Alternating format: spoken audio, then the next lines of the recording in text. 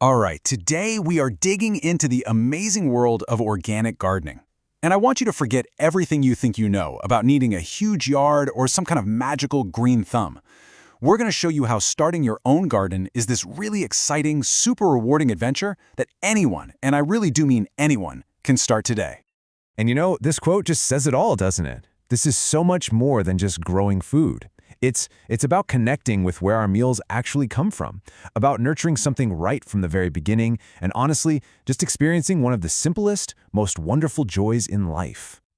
So, before we get our hands dirty, let's talk about the why. Why even do this? Because trust me, understanding all the incredible rewards you're about to get is the fuel that makes this whole journey so satisfying.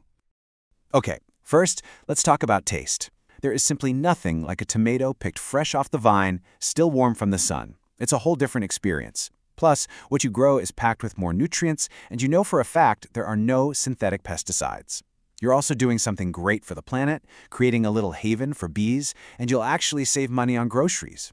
And maybe best of all, it's this incredibly peaceful, stress-reducing thing to do. It's a total win-win-win.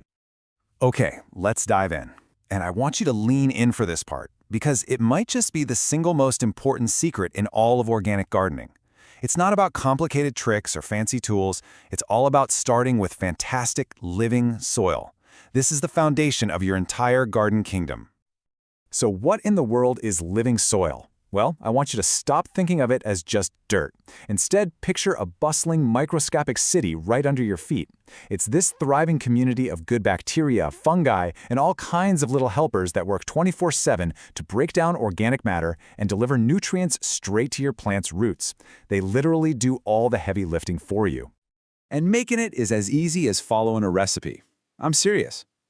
First, grab any container you have. Just make sure it has holes in the bottom for drainage. Fill it up most of the way with a good quality organic potting soil. And then, the magic ingredient. Mix in a few big scoops of compost. That compost is like a superfood that brings that whole soil ecosystem to life. And that's it. You've just built the perfect 5-star home for your plants. So you've built this perfect home. Now for the really fun part. Let's pick what you're gonna grow. And look, we want to set you up for success, for a quick win right out of the gate. So we're going to focus on some super easygoing plants that are just perfect for beginners. Now, this all comes down to the one thing you can't really change: sunlight. So just take a look at your balcony or your yard. Do you get a ton of sun, like 6 hours or more? Awesome! You can go for sun worshippers like cherry tomatoes or basil. But what if you have a little less sun? That's totally fine. Greens like lettuce, spinach, and kale will be perfectly happy there. And hey, here's a little pro tip for you, straight from gardeners who've been doing this for years.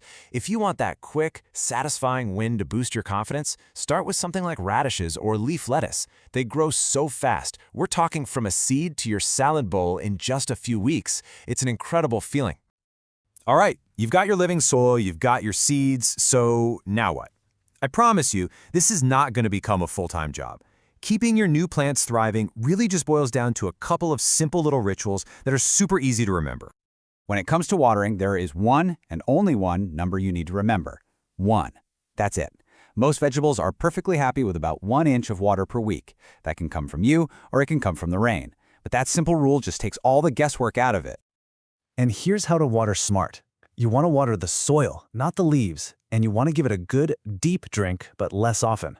This actually encourages the roots to grow down deep and strong. And you know what your best tool is? Your finger. Seriously. Just stick it in the soil about 1 inch. If it's dry, it's time to water. Oh, and adding a layer of mulch like straw on top, that's like giving your soil a blanket to keep the moisture in. So after just a few weeks of this simple, easy care, you're going to arrive at the absolute best part of this whole adventure. That's right, it's time for your very first harvest. And this is the ultimate prize. I'm telling you, it doesn't matter if it's one perfect shiny cherry tomato or just a few leaves of fresh basil for your pasta. The taste of something that you grew yourself, that you watch go from a tiny seed to your plate, that is a kind of delicious victory that you just can never, ever buy at a grocery store. And you know what? That's really all there is to it. This journey, from a single little seed to your first meal, is one of the most rewarding things you can do. And it all begins with just one small step. So, what do you say? Are you ready to plant just one thing?